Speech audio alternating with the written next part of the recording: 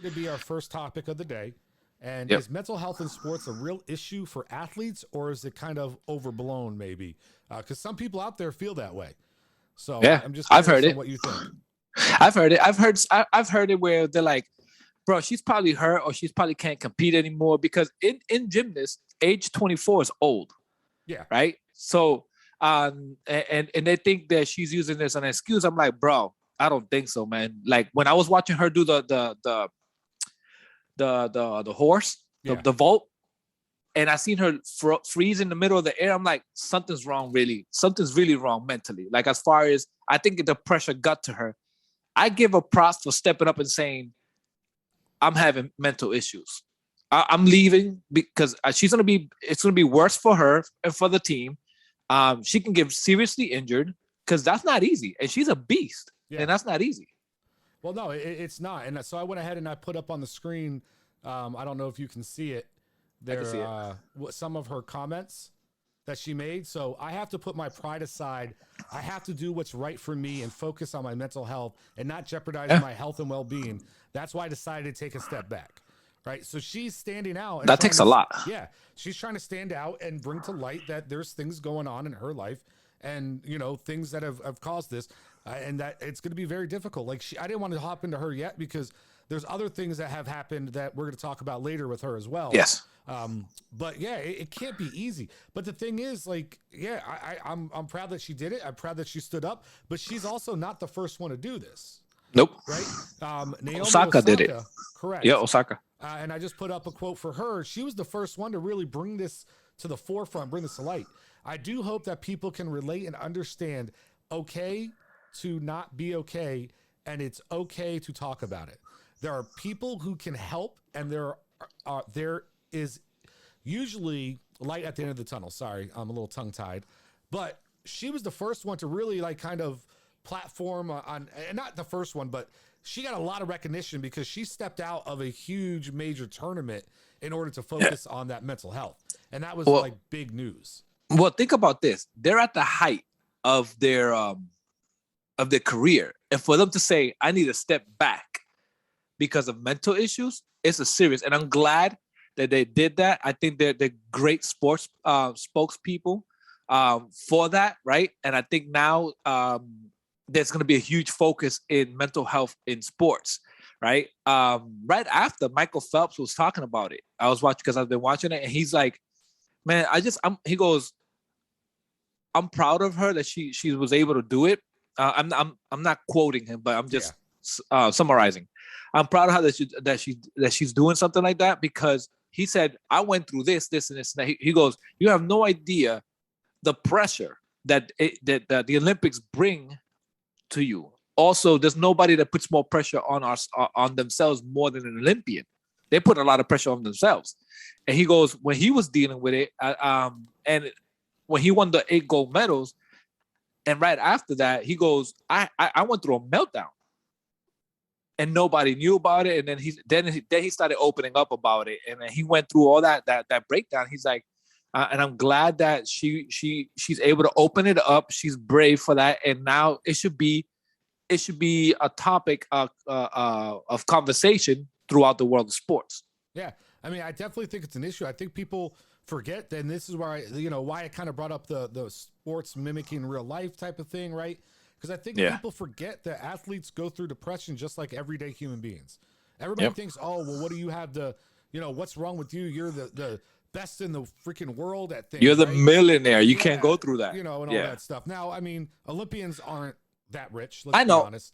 But I'm just saying, in sports general. Right? But like Osaka, oh, what do you have to be sad about? You're young, you're beautiful, and you're the new best tennis player in the world. Like, what could be going on with you? People don't realize the pressure and think about it. If you're out there training to be Olympian, for instance, what kind of social life or love life are you really capable of when you're literally dedicating everything to that sport?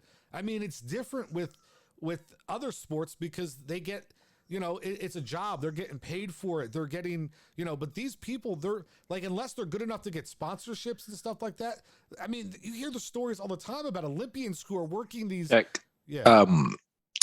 They left a comment saying that your voice is low and mine is louder. Okay. I'll switch it up. Yeah. Just I'm just letting you know that's what's on the chat. I'm sorry to cut you off. Yeah, that's all right. You know, you just want to ruin, my. I'm flow. sorry you was in you was in that zone, and I just I just I want to make can't sure. remember anything what I was going to talk I'm about. so but, sorry. Yeah. Okay. I'm How's so that sound? sorry. Is that better, team? I don't know. The viewers hear it. We don't. Okay. I don't have the chat up at the moment, so I can't see it. That's why. But I'm so sorry. Go ahead. No, it's okay. Yeah, Maziah's Yeah, they want to hear your louder, sexy voice, not Yeah. my loudness. Well, listen, you're always way louder, so that's okay. No, but I completely lost my train of thought there. So you know what the problem was? You got me so worried about your stupid mic when we were doing pre-test that I didn't even think about my mic. Because I was too soft last week. I couldn't hear myself. No, I didn't say it like that. But so, anyways, but no, you're right about the pressure they get put on, the money. Yes, people they say, oh, what do you have to worry about? You were talking about Osaka and how people say, what do you have to worry about and stuff like that. All right. Yeah. Let's hop into the chat and take a look and see what people are saying then. So besides my mic being loud and you're soft. Yeah. So what's up, guys? Natasha Sheridan, thanks for joining us, adding some comments. I appreciate you guys. I think stepping aside was the best thing she could do for her mentality and physically. I can't speak today. You want to read you can't even see him probably. I can't even see it. So yeah, okay. Everyone struggles with their own battles. So yeah, I mean, this is something that, listen, I'll be honest, I've had levels of, depression throughout my life and different things because of stuff that has happened to me and things I've gone through. And I try my best to battle it. And I've known my whole life, I probably should have gone and sought out help or stepped away from situations and things like that. And I didn't, and I probably should have. So I do understand, the struggle that people can go through. Things aren't just bad for people who are in a bad spot, and that's what we got to remember out there. Yeah. Like I've had this conversation with people before. Like, I've been through times where I'm like, especially, I'm going to share this. When everybody knows I'm older. So yeah, you older. It really hit me when I hit 40. Right.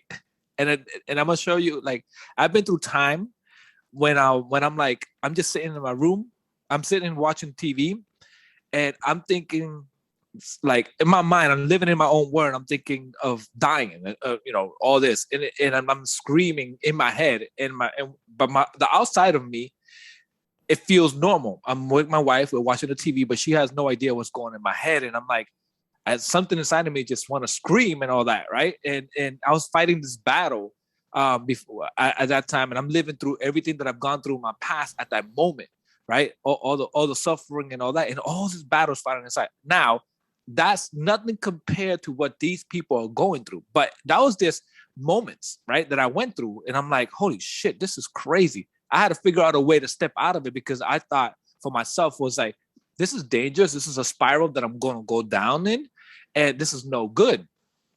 So I took a couple of days. I took some steps into, figuring it out. Started, meditating, and I actually went to the hospital and be like, hey, listen, I just need to get checked because I just turned 40, and I'm thinking, oh, this shit is bad inside, and because I feel like nothing's wrong, but I just want to check. And I want to know if something's wrong because in my head, I'm thinking something's wrong and I don't know it.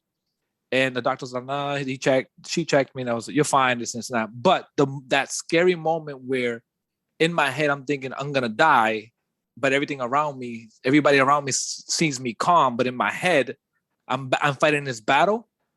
I think I only got a glimpse of what it is to go through either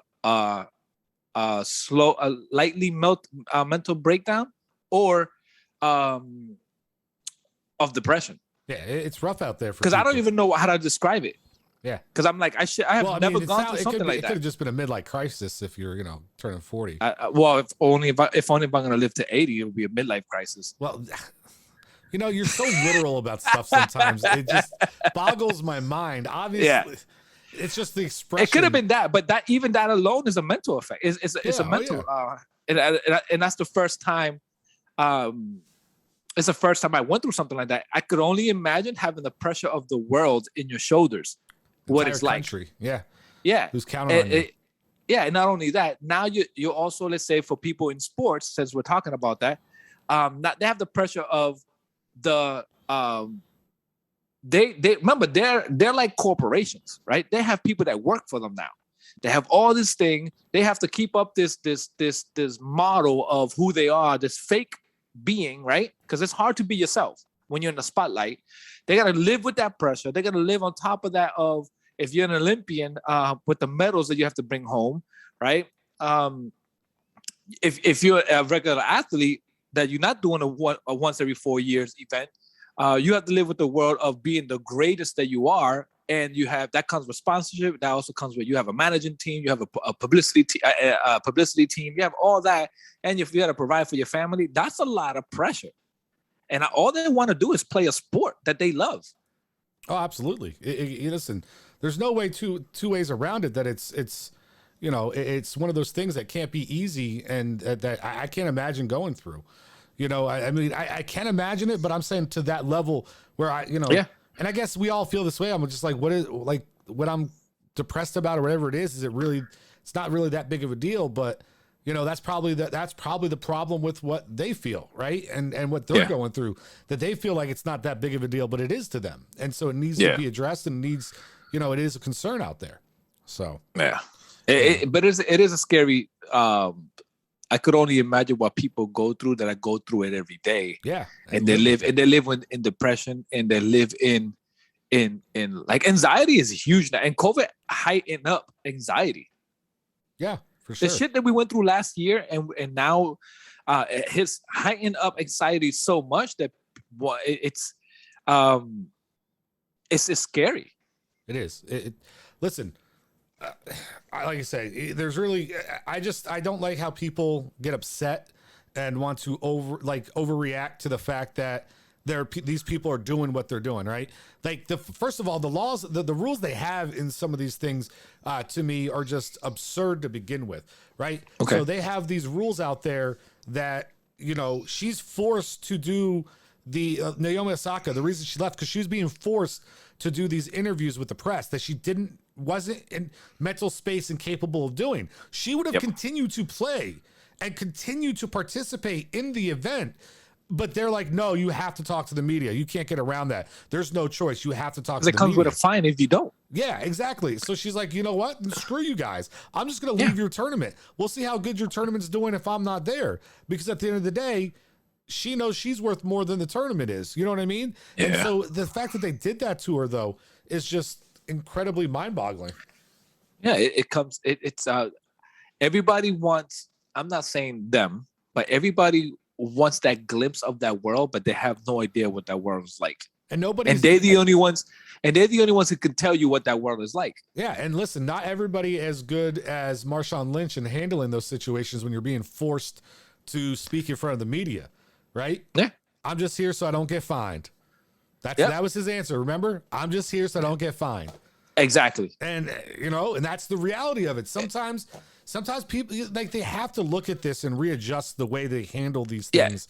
So, you know, it's just, he was intelligent in doing that, in a way of the way he handled that. Cause he could have been anybody else and be like, he could have blown up on media and ruined his brand. Oh yeah. Like crazy. But that actually helped it. That blew his brand up. That was huge for him.